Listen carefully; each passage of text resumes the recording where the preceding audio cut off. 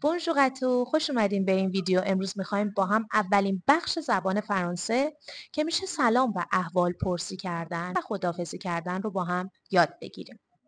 اول از همه با هم چند تا کلمه کاربردی توی زبان فرانسه رو یاد میگیریم که تو مکالمه روزمره توی سطح A1 خیلی پر استفاده است. مثلا کلمه بونژور. شما وقتی از کلمه بونژور استفاده میکنی باید بین بازه صبح تا عصر باشه. به معنای روز بخیر هستش. یا وقتی میخوای بگی روز خوبی داشته باشی از کلمه بونژورنه استفاده میکنی. جدای از این برای بازه عصر تا شب از کلمه بونسواق استفاده میکنیم. یعنی اینجوری نیستش که شما فرض بر مثال در طی روز بین بازه ساعت 1 تا 3 یکی رو دیدی بهش بگی بونسواق. نه، اصلا یه همچین داستانی نیست. کلمه هاشون با هم دیگه متفاوته و برای هر بازه زمانی از روز باید از کلمه مختصش استفاده بکنیم.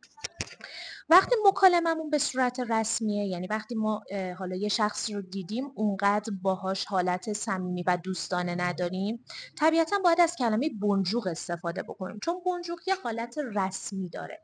ولی اگر حالا شخصی که باهاش در ارتباط هستیم یا داریم باهاش صحبت میکنیم دوستمون باشه یا رابطه نزدیکتری باهاش داشته باشیم میتونیم از کلمه سلو استفاده بکنیم. بچه سلو فقط به معنای سلام کردن نیستش، هم به معنای سلام کردنه هم به معنای خداحافظی کردن. یعنی الزاما این تو ذهنتون نباشه که سلو رو فقط بابت سلام کردن میتونیم استفاده بکنیم.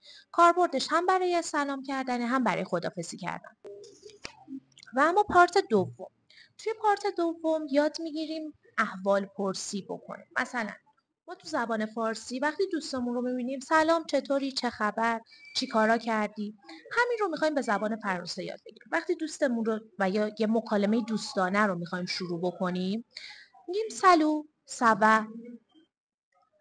در جواب اینها شما اگر بخواین جواب بدین و حالا مکالمه رو ادامه بدین و دوستانه تر باشه میتونین از کلمه بیان یا je suis très bien من خیلی خوب هستم، je suis bien من خوب هستم، میتونین از این عبارت ها استفاده کنین. این عبارت ها معمولا ساده ترین نوع عبارتی هستند که شما میتونین تو سطح A1 یاد بگیرین. اگر دقت کرده باشین بچه ها من توی جملم از کلمه ژسوی استفاده کردم.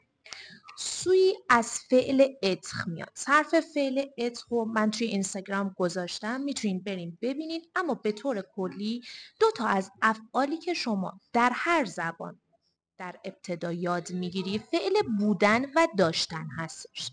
اتر به معنی بودنه و اواق به معنی داشتن. صرف فعل هر دو تاش توی اینستاگرام هست. گفتم توضیح بدم که بدونید اصلا ساختار جمله، معنی جمله به چه صورته و برای چی من از کلمه سوی استفاده کردم. وقتی ازتون میپرسم ووزل بیان یعنی حالتون چطوره، شما در پاسخ میتونید از کلمه سوا بیان، پمل، کمسی کمسا، بد نیستم، معمولیم، میتونید از این کلمات استفاده بکنید. در واقع این عبارات ساده ای هستن که شما تو سطح A1 در خصوص مکالمه باهاشون آشنا میشین. حالا یا یه جای یادداشت بکنین یا حفظ بکنین چون توی مکالمه روزمره خیلی پرکاربرد و قابل استفاده است. و اما پارت آخر، توی پارت آخر میخوایم خداحافظی کردن رو یاد بگیریم.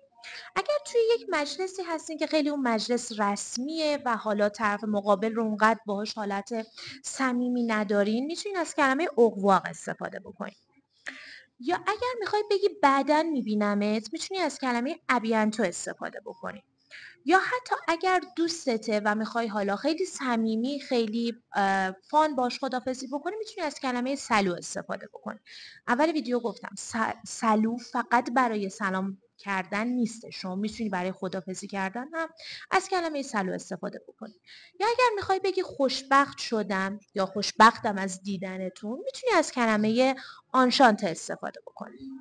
خب رسیدیم به پایان ویدیو و امروز با هم دیگه یاد گرفتیم چجوری سلام کنیم، چجوری احوال پرسی کنیم و چجوری خداحافظی بکنیم. کلمات و عباراتی که شما امروز تو این ویدیو یاد گرفتین پایه و اساس یک مکالمه روزمره و ساده هستش. میتونین یه جا یادداشتش بکنین یا حتی حفظ بکنین و تو مکالمه های روزمره ازش استفاده بکنین. توی ویدیو بعدی پرزانته یا معرفی کردن رو توضیح میدیم. با ما همراه باشین تا فرانسه رو راحت‌تر و آسون‌تر یاد بگیریم. ابیانتو